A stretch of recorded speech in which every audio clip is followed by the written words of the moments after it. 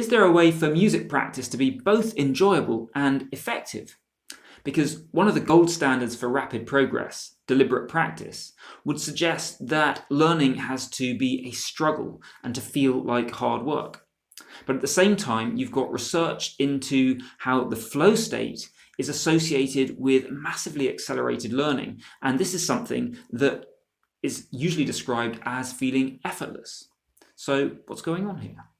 Let's start with some very quick, rough definitions of what we're talking about here. So deliberate practice is a very intentional way of practicing, and you're deliberately reaching beyond what you can already do in a specific way again and again. And these repetitions take effort and struggle, and it's often described as feeling tiring and unpleasant, but it's done so in a very specific way that gets you moving forward really quickly. Then you've got the flow state, sometimes called being in the zone. And this is about just effortlessly playing at your maximum level. And what's described here is that you tend to lose track of time and that you just find it an inherently enjoyable experience. So those are the two things that we're working with. And the two scientists who are probably most closely associated with each one, you've got Anders Ericsson for deliberate practice and Mihai Csikszentmihalyi for the flow state. And they would have, or they certainly have had in the past, some disagreement about this. Can you learn in the same way as deliberate practice in flow? Is it one or the other? Can you do them both together? So there is some disagreement about this, but I want to give some high-level thoughts of my own on what goes on here and how we can do it. So the obvious thing to think is that deliberate practice is great for practice, and the flow state is perhaps what you want when you're actually performing music. You've done the practice, now it's about achieving that, playing at your maximum capability. But I think there's a lot more nuance that we can go into here as well. And with any luck, there's a way that you can maybe not quite get the best of both worlds, but I think you can find some flow when you're doing some really effective practice. Hey friends, Morley-Fletcher here, and welcome back to the channel. And let's start off with the idea that there is no doubt that deliberate practice works, and that you do really need to be deliberate about your practice, in the sense that this term deliberate practice is a very specific thing. You do need to follow the prescriptions of that if you want to make progress as fast as you can. So there's two aspects to this really. First of all, research into, do people doing deliberate practice make really fast progress? Yes, they do. The research shows that happens. But there's also some mechanism here. So the neuroscience shows that this way of struggling that is recommended in deliberate practice, deliberately reaching beyond what you can do, doing hard things, doing them repeatedly, that sense of struggle, that is actually what goes into causing the changes in your brain. And that's what we're looking for in terms of long-term learning. To develop a skill, you need your brain to physically change. So the neuroscience shows that is what is going on here with deliberate practice. So far, so good. But I think we haven't excluded the flow state from this, because the question for me then becomes, well, can you be in the flow state in any sense while you're doing deliberate practice?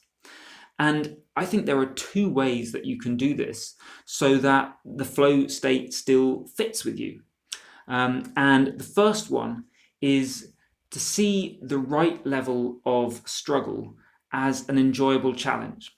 Because we've talked about, okay, you need to struggle, you need to push yourself, do hard things for this deliberate practice. But there's nothing there that says this has to be inherently unenjoyable and you've got to hate it. So I think that if you get in that place where you are expecting to fail occasionally, because this is practice, not performance, it's not about being totally perfect, and you are having to put in a lot of effort and try hard, if you can see that as success, then you can get some of the flow state going here. Because there's a big thing in getting into the flow state about the challenge skills balance. It's about when the level of your skills are about equal to the challenge, and possibly the challenge is maybe slightly more than what you can cope. That's what puts you in that in the zone, in the flow state. And so if you're hoping for what you'd get in performance, where you are nailing everything, you're playing perfectly, and you're at the top of your game and you're getting everything right, well, that's not going to happen in deliberate practice, because you need to be reaching beyond what you can already do to get those permanent changes in your brain, the neuroplasticity. You've got to go into places that's too hard for you if you want to learn in the future. So if you're looking, as I said, for that performance thing where you just get everything perfectly, that's not the right challenge skills balance for you. But if you can reframe things, well, actually, I'm in a practice situation. It's good when I can't quite do things. You don't want to be making mistakes all the time, but you want to be making occasional mistakes, because that's a sign that you're in the sweet spot for the learning zone, where you're just pushing enough beyond your comfort zone that your brain is having to change and adapt. So if you can see that as success, yes, the fact that I'm finding this difficult and I'm having to put a lot of effort in is a good thing. Yes, the fact that I'm getting this new thing that I'm trying right some of the time, but I'm making mistakes other of the time, that is a good thing, because that's the sweet spot for learning. So if you can put that in your mind, then you can get into the flow state. And two things: find that enjoyable, because now you're seeing the challenge as a good thing rather than seeing the mistakes you're making as a sign that you're a failure. And the second thing is, you can tap into that accelerated learning potential that we've seen. The science shows in flow that when you're in flow, you will actually learn things faster. So that's the first thing. Can you get yourself in the right mindset where this deliberate practice feeling of struggle is something you see as a good thing? Second bit is curiosity. So when you are making those occasional mistakes, and I think the research shows that probably anywhere between sort of getting things right about 60%, 80% of the time, and then making mistakes somewhere between 40%, 20% of the time is a good sweet spot for really fast learning. So when that happens, when you do get something wrong, can you see it with curiosity rather than disappointment? So rather than thinking, oh, I didn't get that right, terrible, you say, oh, this didn't go correct.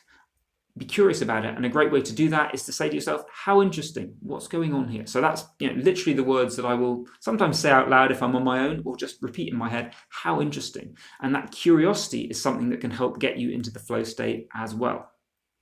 And if you're finding what I'm sharing with you here useful, then please click the like button, because that's going to help help this video spread to more people, and hopefully it can help more people as well. Thanks. So I think something else we need to get into here is the concept that flow feels effortless. And if deliberate practice is a struggle, how on earth does that work with flow?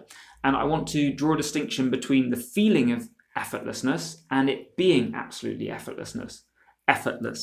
So when you are in flow, you don't feel like you're having to put any effort in. That doesn't mean that it's not happening. Your brain is concentrating. You're using up energy reserves, focus reserves. You're just not aware of it because you're so in the moment. And so what it's going to mean is, hopefully you are going to enjoy it. You're going to feel fun. You're going to feel like you can do this practice and it comes easily. But at the end of it, you are going to feel drained.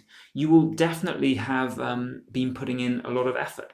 So let's think about what this might look like in practice. One of the examples that comes up for me of just incredibly effective deliberate practice is a way of practicing that I got from my teacher, Mike Walker, that he calls practice cakes. And I'm not going to go into the details here, but it involves switching every minute, literally every 60 seconds, to a different exercise. And they're not completely different, they're related, but you're doing difficult things that push you beyond your comfort zone. You're having to switch what you're doing every 60 seconds, and you're going round and round this. So it's really stretching you, and it takes a lot of effort and focus. So I will do, I think, maybe like a 20-minute session of this, because it is so demanding. And afterwards, I have to take, at least a 10-minute break, probably more, before I can do anything else, because my brain is just, fried. But while I'm doing it, I am totally in the game. I'm totally in the flow, fixated on what am I doing for this minute? When am I switching? What am I switching to? All that sort of stuff. So I think this is a great example of what it can look like, flow in deliberate practice. I can't do it for a huge amount of time. I'm totally spent afterwards. It is a lot of effort, but in the minute, I am just lost in the challenge and loving it. And the focus is easy to sustain because I'm so keen to do the work. So just to summarize here, if you want to get the benefits of both deliberate practice and flow at the same time, I think you can do it. It should, when you get it right, it will feel like you have made a serious effort afterwards. But while you're doing it, it will feel like an enjoyable challenge. You're losing yourself in a stretching activity while you're doing it. And so that's going to help you learn faster, but enjoy it while you're actually doing the work. And in the long term, more enjoyment as well. Even if you do run into this sense that actually it's a struggle while you're doing deliberate practice, you're making faster progress in the long term, and that's just inherently more enjoyable, getting better and better at your music. So how in practice are you going to make sure you are in the zone when you're practicing it? Well, luckily for you, I have a while back made a separate video on how to get into the zone when you practice, so I recommend you check that out now. And if you'd like the special practice and performance tips that I only share with subscribers, then head on over to playinthezone.com and sign up for the emails. They're free. I've been Morley-Fletcher. Thanks so much for watching. Take care, and I'll see you in the next video.